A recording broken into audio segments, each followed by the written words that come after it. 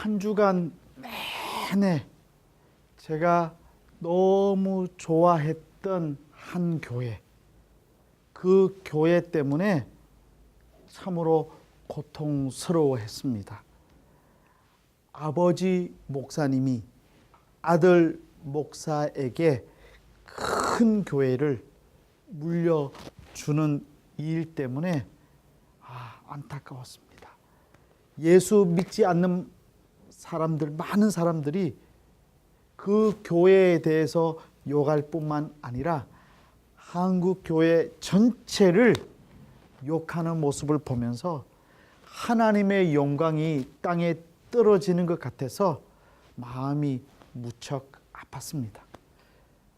솔직히 좀 충격도 받았습니다. 왜냐하면 제가 오래전이긴 하지만 그 교회에서 장애인부 특별 집회 때 설교도 하고 그때 그 목사님 만나 뵈면서 참 훌륭하다 생각했기 때문입니다.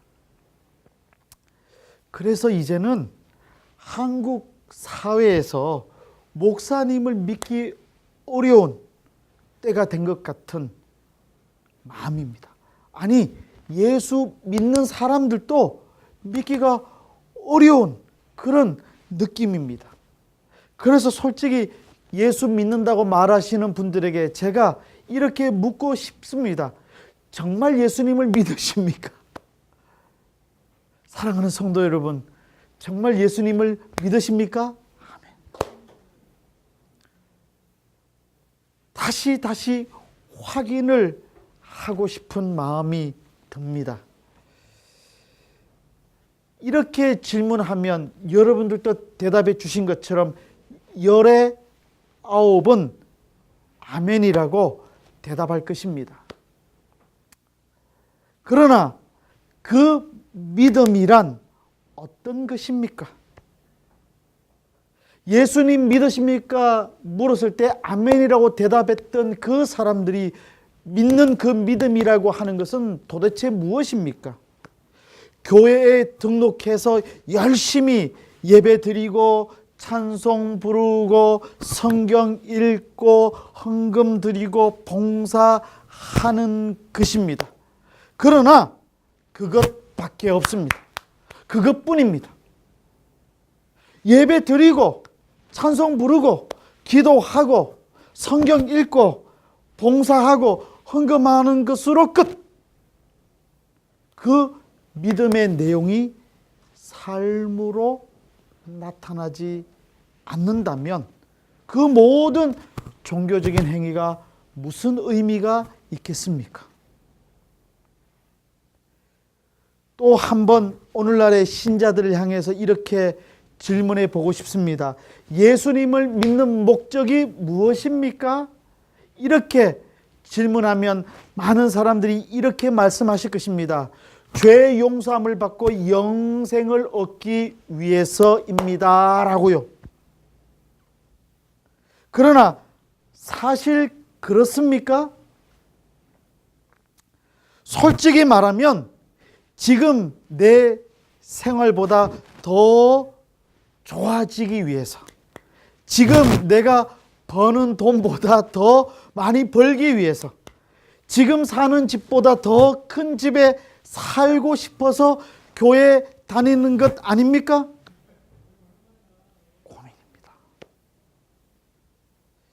인격의 수양을 위해서, 복 받기 위해서 믿는 사람들이 더 많지 않습니까? 그 증거로는 오늘날의 신자들 중에서 자기 죄를 위하여 진정으로 슬퍼하는 사람들이 없습니다.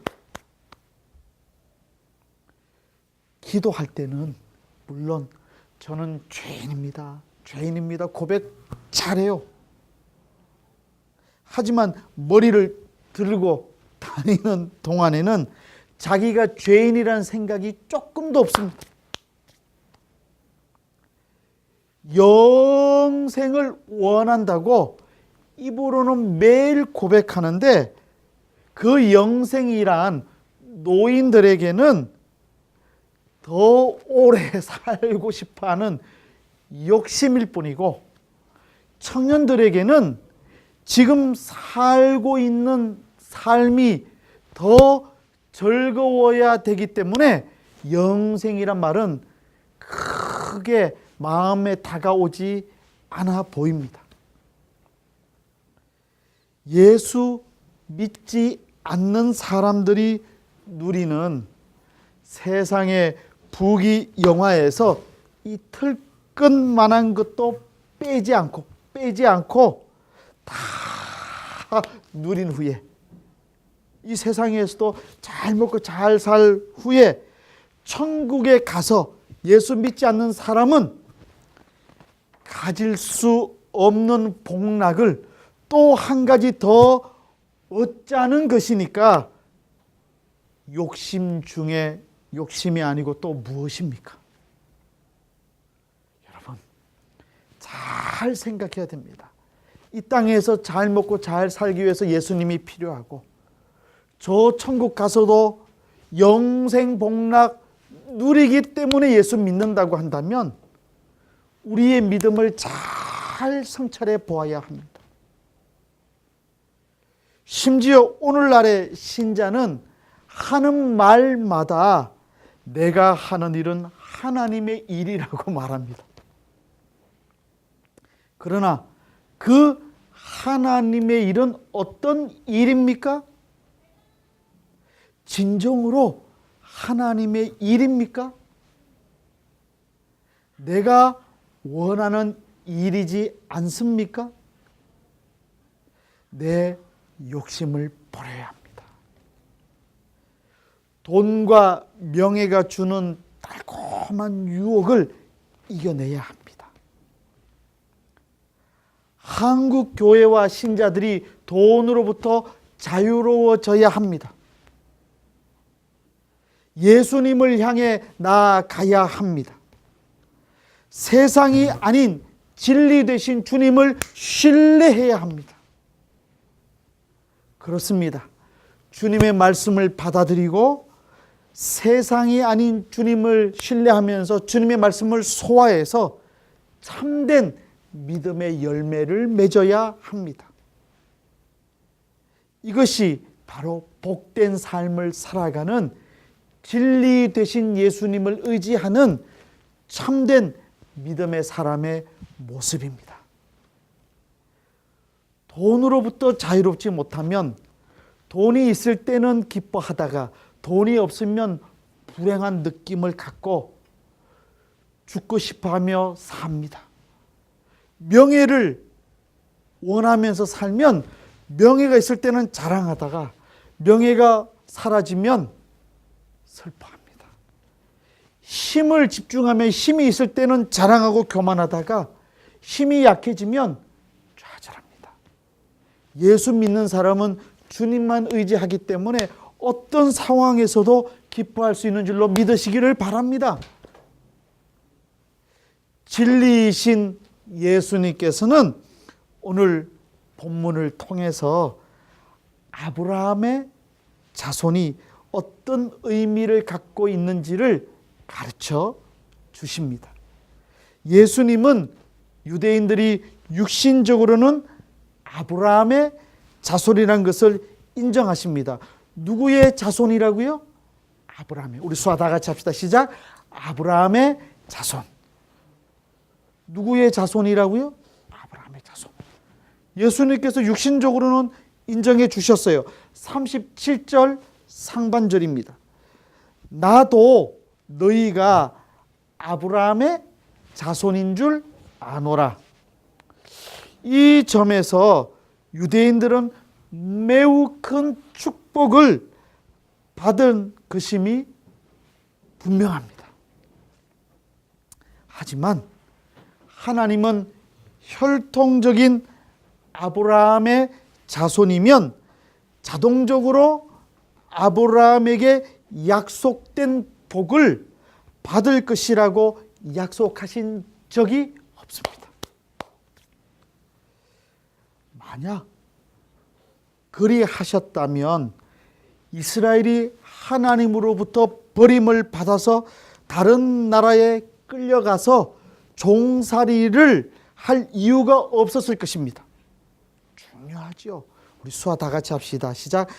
아브라함처럼 하나님의 약속에 믿음으로 반응하는 사람만 아브라함의 자손이 될 수 있었습니다. 여러분 믿으시기를 바랍니다.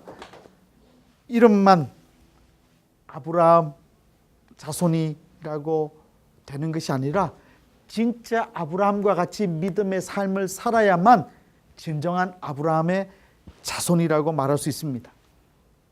제 연구실에 석사과정, 박사과정 학생들이 공부하고 있습니다. 또 강남대학교에는 학부 학생들이 있고 대학원 석사과정 학생이 있고 박사과정 학생이 있습니다. 이들 모두는 강남대학교 학생 혹은 강남대학교 대학원생입니다. 학생입니다. 이준우 교수의 제자라고 할 수 있기 위해서는 강남대학교에 다니는 것만 가지고는 되지 않습니다. 왜냐하면 제게 수업 한 번도 배우지 않고 졸업할 수도 있습니다. 강남대학교 사회복지를 가르치는 교수님이 20명 가까이 계시기 때문에 이준우 교수를 피하고 싶으면 마음대로 피할 수 있습니다. 반대로 제가 가르치는 과목마다 선택해서 듣고 배우고 심지어 제 연구실에 지도 교수로 섬기면서 함께 배우는 학생들이 있습니다. 그 학생들 가운데 제가 인정하는 학생들만 저의 제자라고 말합니다. 여러분, 껍데기만 가지고 온전한 제자가 될 수 없습니다.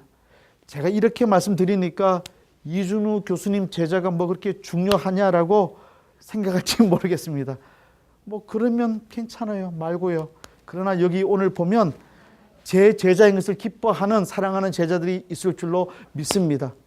아멘. 우리 명혜진이가 아멘 했어요.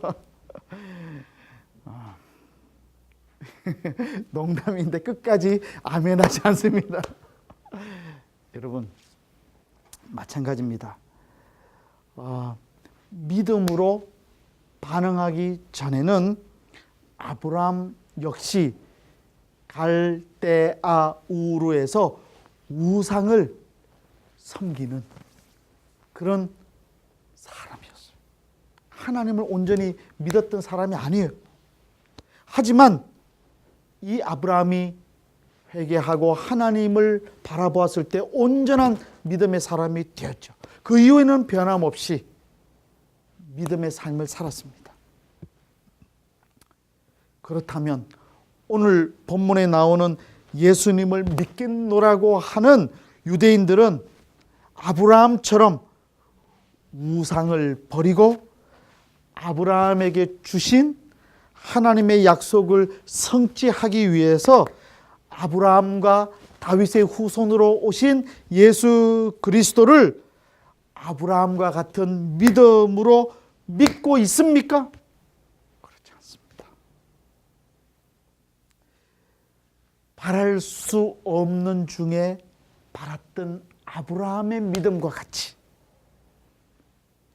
믿을 수 없던 중에 믿었던 아브라함의 믿음같이 유대인들은 믿지 못했습니다. 그래서 예수님은 이렇게 유대인들에게 평가하십니다. 37절 하반절부터 38절까지입니다. 우리 수아 다 같이 합시다. 시작. 그러나 내 말이 너희 안에 있을 곳이 없으므로 나를 죽이려 하는도다. 나는 내 아버지에게서 본 것을 말하고 너희는 너희 아비에게서 들은 것을 행하느니라. 아주 충격적인 말씀입니다. 주님의 서글프신 마음이 그대로 느껴져 오는 것 같습니다. 믿는다고, 나 예수님 믿어요, 믿는다고 하면서 예수님께 나아왔던 사람들 마음속에는 정작 예수님이 들어가 있을 곳이 없었다. 그들의 마음이 예수님이 없고 그들의 마음 속에는 다른 무언가로 꽉 차 있었다는 거예요. 자기 생각, 자기 욕망, 자기 계획, 자기 기준으로 가득 차 있었습니다. 이것이 예수님을 만나기 전 모든 사람의 상태입니다. 회심이란 세상의 이치와 논리들을 주님의 말씀으로 교체하는 일입니다. 내가 삶의 기준으로 삼았던 것들을 바꾸는 일입니다. 예수님의 말씀이 들어와서 삶의 잣대가 되고 방향이 되게 하는 일입니다. 이미 유대인들 앞에는 모든 가치 판단의 기준이 되는 하나님의 말씀이 선포되고 있었습니다. 모든 권위의 원천이 되시는 예수님이 서 계셨습니다. 우리 수아 다 같이 합시다. 시작. 믿는다는 것은 주님의 관점을 수용한다는 뜻입니다. 예수님의 잣대로, 예수님의 생각대로 생각하는 것이 믿는 것입니다. 여러분 잘 보세요. 어떤 사람의 행동, 삶의 모습을 보면 그 사람이 무엇을 생각하는가를 잘 알 수 있습니다. 매일 맛있는 술 먹을 생각만 하면 술만 보고 술집만 찾아다닐지 몰라요. 늘 예쁜 여자만 생각하면 예쁜 여자 찾아다닐지 몰라요. 늘 공부만 생각하면 공부를 하게 될지도 몰라요. 여러분은 누구를 생각하십니까? 우리 수아 다 같이 합시다. 예수님을 생각하기를 원합니다. 아멘. 아멘. 이 표정이 밝지 않아 보입니다. 아멘 해야 돼, 그죠? 그런데 유대인들에게는 하나님의 말씀이 들어갈 자리가 없었습니다. 하나님이 내 안에서 움직이시도록 인도하시도록 하실 수 있는 말씀이 들어갈 곳이 없었습니다. 이제 우리는 하나님이 우리 안에서 말씀하시고 일하시고 만지시고 고치시도록 우리 자신을 내어드려야 합니다. 그러기 위해서 비우고 낮추고 침묵해야 됩니다. 내가 자유로워져야 누군가를 자유롭게 해 줄 수 있는 겁니다. 그런데 오늘 유대인들의 고백을 보면 유대인들의 아버지가 누구입니까?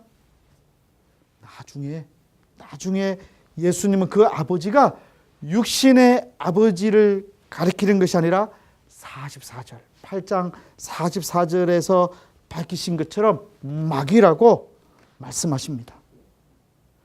유대인들이 지금 잘못 생각하고 있어요. 아브라함의 혈통적 자손이고 율법을 갖고 있고 율법을 잘 이해하고 해석할 수 있다고 한다면 무조건 안전할 것이라고 생각했습니다. 그냥 지구촌교회 농아부만 다니면 나 예수님의 보호를 받고 안전할 것이라고 생각하는 것과 똑같을지 모르겠어요. 성전이 있으면 안전할 것이라고 생각했다가 멸망했던 조상들의 잘못된 생각에서 조금도 다르지 않았습니다. 과거 침례 요한은 이렇게 유대인들에게 말했습니다. 누가복음 3장 7절 하반절에서 8절까지입니다. 독사의 자식들아 누가 너희에게 일러 장차 올 진노를 피하라 하느냐. 그러므로 회개에 합당한 열매를 맺고 속으로 아브라함이 우리 조상이라 말하지 말라. 내가 너희에게 이르노니 하나님이 능히 이 돌들로도 아브라함의 자손이 되게 하시리라. 회개에 합당한 열매를 맺어야 한다. 회개에 합당한 열매를 맺어야만 누구의 자손입니까? 아브라함의 자손이다. 그 말입니다. 이 말은 죄의 종으로 살던 삶에서 돌아서서 예수님을 영접하고 예수님의 말씀에 순종해야 아브라함의 자손이 될 수 있다는 말씀입니다. 진리 안에서 자유를 누리는 사람이 아니면 아브라함의 자손이 될 수 없습니다. 사랑하는 성도 여러분, 아브라함의 자손이 되시기를 높으신 예수님의 이름으로 부탁을 드립니다. 아멘. 돈과 권력에 매인 사람, 외모에만 매인 사람, 자식에게만 매인 사람, 육신의 생명에만 매인 사람은 아브라함의 자손이 아닙니다. 유대인들이 아브라함의 믿음을 갖고 살았던 자손이었다면 당연히 하나님의 말씀을 알아들었을 거예요. 하지만 그들은 알아듣지 못했습니다. 예수님의 말씀을 이해하지 못했습니다. 그들의 마음 속에는 하나님의 말씀을 담아둘 곳이 전혀 없었습니다. 아니, 도리어 그들은 예수님을 죽이려 하였습니다. 시편 1편 1절에서 시편 기자는 우리 수아 다 같이 하십시다. 시작. 복 있는 사람은 악인들의 꾀를 따르지 아니하며 죄인들의 길에 서지 아니하며 오만한 자의 자리에 앉지 아니하고 라고 말합니다. 아무리 돈을 많이 벌어도 높은 자리에 앉아 있어도 오만하면 악을 행하면 아무 소용이 없다는 것이죠. 오만한 자가 하는 일이란 불의한 권력을 통해 다른 사람의 자유를 해치는 일일 것입니다. 자기들이 누리는 특권을 자기들만 가지려고 그렇게 욕심을 가질 것입니다. 그래서 예수님께서 지금 유대인들에게 이렇게 말하는지도 모르겠어요. 너희들의 아버지는 마귀다. 왜? 너희 자신들의 욕심만 채우기 위해서 애를 쓰고 살기 때문에 그렇다 말씀하실 것이죠. 그렇다면 시편 기자는 어떻게 해야 그런 복을 누리면서도 악인들, 죄인들, 오만한 자들이 되지 않을 수 있다고 합니까? 시편 1편 2절입니다. 우리 수아 다 같이 합시다. 시작. 오직 여호와의 율법을 즐거워하여 그의 율법을 주야로 묵상하는도다. 아멘. 묵상하는 것. 하나님의 말씀이 삶의 절대적인 기준이 될 때 비로소 의인이 될 수 있다는 말씀입니다. 반대로 악인들은 무엇을 도모합니까? 시편 2편 1절부터 3절까지입니다. 제가 읽어드릴 때 잘 봐주세요. 어찌하여 이방 나라들이 분노하며 민족들이 헛된 일을 꾸미는가? 세상의 군왕들이 나서며 관원들이 서로 꾀하여 여호와와 그의 기름 부음 받은 자를 대적하며 우리가 그들의 맨 것을 끊고 그의 결박을 벗어 버리자 하는도다. 여기서 꾸미다, 이 히브리 말로 하가 발음, 이 꾸미다라는 단어는 시편 1편에 묵상하다라는 말과 똑같습니다. 여러분, 똑같은 단어를 사용했는데 그 의미가 전혀 다릅니다. 똑같은 단어인데 무엇을 의미합니까? 의인, 복 있는 자는 하나님의 말씀을 묵상해요. 복 있는 사람은 하나님의 말씀을 묵상하는데 반대로 악인들은 나쁜 일을 꾸미고 다른 사람을 힘들게 할 일을 계획한다. 똑같은 시간, 똑같은 모습인데 내용이 가슴이 가려. 그렇습니다. 여러분, 유대인들이 지금 하는 모습이 똑같습니다. 악인과 같습니다. 여러분은 어떻습니까?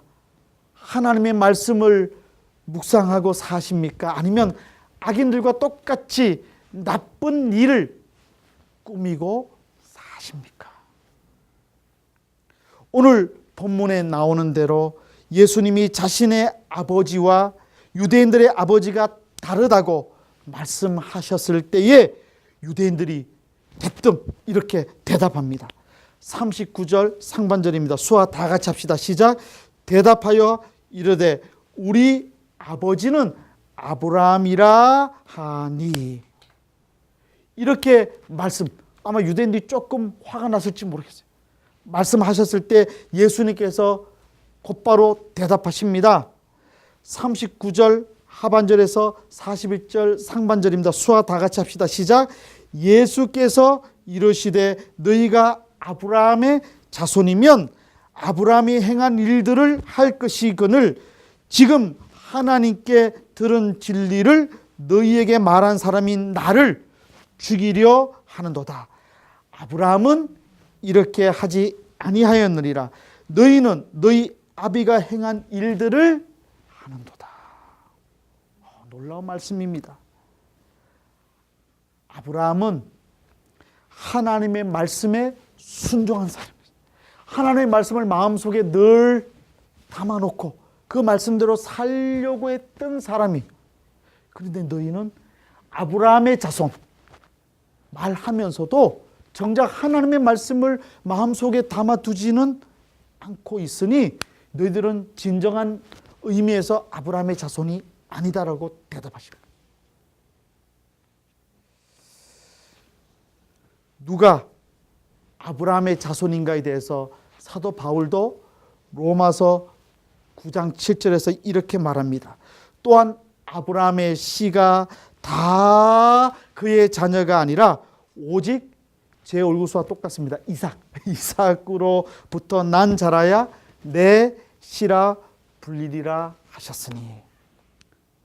자신의 목숨을 아낌없이 내어주신 예수 그리스도만이 이삭의 자손입니다. 아브라함의 자손입니다. 아브라함의 자손, 이삭의 자손, 하나님의 자녀 여러분 되시기를 주님의 이름으로 부탁을 드립니다. 아멘.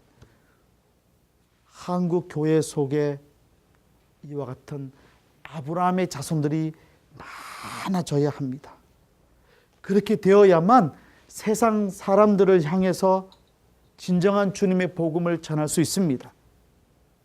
사랑하는 여러분, 내 말이 너희 안에 있을 곳이 없다. 우리 수아 다 같이 합시다. 시작. 내 말이 너희 안에 있을 곳이 없다. 이 주님의 탄식이 들리지 않습니까? 오늘날 한국에 농아인 교회가 많아요. 제가 깜짝 놀랐습니다. 최근에 계산을 좀 해보니까 농아부, 농아인 교회 합치면 160개가 넘는 것 같아요. 그런데 교회마다 성도 수가 줄고 있다는 말을 들어요. 그리고 농아인들 가운데에 정말 예수 믿는 사람과 같은 모습으로 산다고 칭찬받는 사람들이 많지 않다는 얘기를 자주 듣고 있습니다.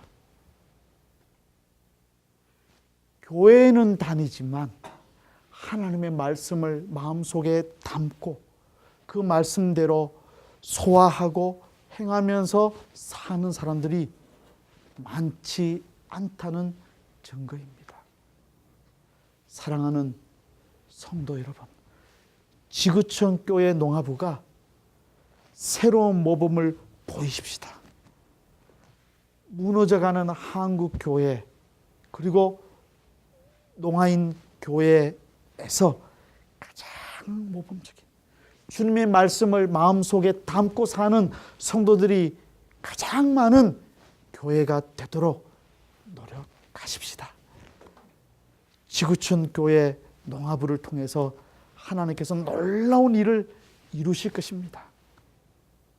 주님이 지구촌 교회 농아부 형제 자매들 마음속에는 찾아오실 때마다 너무 기뻐하실 수 있도록 우리의 마음을 깨끗하게 준비해 주십시다.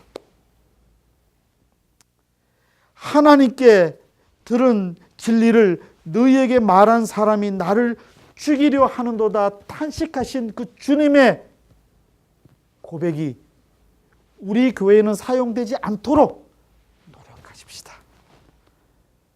벌써 올 한 해가 다 가고 있습니다. 시간이 너무 빠른 것 같아요. 찬송가 보면 살같이 빠르다고 했는데 요즘 같은 보면은 총같이 빠르다는 느낌이 있어요. 여러분 시간 빠르지 않습니까? 보니까 20대는 느낌이 없는 것 같아요. 우리 김도영 전사님 빠르지 않던 느낌인 것 같아요. 40 넘어가고 50 넘어가면 시간이 너무 빠른 것 같아요. 그런데 하나님께서 지구촌 교회 농아부에 얼마나 큰 은혜를 베풀어 주셨습니까? 이렇게 귀한 성도들을 보내주시고 헌신하는 사람들을 보내주셨습니다. 앞으로 우리 교회가 해야 될 일이 무엇일까요? 주님의 말씀이 있을 곳을 준비하는 일입니다. 내년부터는 오전 10시부터는 장년 중심으로 농아 일부 이름을 이렇게 만들었습니다. 농아 일부 예배. 그리고 오후 3시 30분부터 지금 같은 거는 뭐죠? 청년 중심이지만 꼭 청년만 오는 건 아닙니다. 청년 중심이지만 농아 2부 예배로 드릴 겁니다. 농아 1부는 전통적인 예배 모습으로 예배 드리고 싶습니다. 묵도, 찬송, 또 가능하면 성가대 해서 우리 한국의 전통적인 예배 방식으로 농아 1부 그리고 오후에 드리는 농아 2부는 지금 비슷하지만 더 찬양을 좀 많이 넣어서 현대적인 의미의 예배를 드릴까 생각해 봅니다. 내년에 2번 예배로 드리는데 숫자도 줄고 말씀을 들으려는 마음도 약해질까 봐 염려가 있습니다. 그러나 하나님께서 함께해 주실 줄로 믿습니다. 여러분들이 주님의 말씀이 있을 곳을 준비하는 마음으로 더 믿음으로 생활하시면 주님께서 우리 교회에도 복 주시고 또 여러분들의 개인적인 삶도 복 주실 줄로 믿습니다. 지구촌 교회 농아부 형제 자매들은 무슨 일을 만나든지 만사 형통하리라 했던 그 찬송의 가사를 잘 이해했으면 좋을 것 같아요. 어려운 일을 만나도 우리 수아 다 같이 합시다. 시작. 감사. 힘든 일을 만나도 감사. 즐거운 일을 만나도 감사. 지금 표정이 감사가 없는 것 같아요. 표정. 시작. 무슨 일을 만나도 감사. 이와 같은 믿음의 모습 살기 위해서는 누구의 말씀? 주님의 말씀이 내 속에 있어야 합니다. 이 귀한 믿음의 삶을 꿈꾸시는 저와 여러분들이 되시기를 높으신 예수님의 이름으로 축원합니다. 아멘. 기도하겠습니다. 하나님 아버지, 주님의 말씀이 저희들의 마음속에 거할 수 있도록 저희들의 마음을 욕심과 세상을 향하는 그 모든 마음 다 버리게 해주시고 깨끗하게 준비해서 주님의 말씀이 있을 곳을 준비하여 주님의 말씀을 받을 수 있도록 축복해 주시옵소서. 내년에는 더 많은 주님의 말씀을 들을 기회를 가지려고 준비하고 있습니다. 드려지는 예배마다, 말씀을 듣는 시간마다 사랑하는 귀한 농아인 형제 자매들이 주님의 말씀으로 거듭나게 도와주시고 그 말씀으로 놀라운 믿음의 삶을 살 수 있도록 은혜 베풀어 주시옵소서. 세상을 따라가지 아니하고 마귀의 욕심과 그리고 마귀의 권세를 따라가거나 흠모하지 아니하고 오로지 주님의 말씀, 순전한 주님의 은혜를 사모하는 저희 모두가 되게 해 주시옵소서. 그래서 한국 교회와 한국 농아인 교회를 다시 회복시키는데 부족하지만 저희 모두가 사용되게 도와 주시옵소서. 감사드리며 우리 주 예수 그리스도의 이름으로 기도드리옵나이다. 아멘.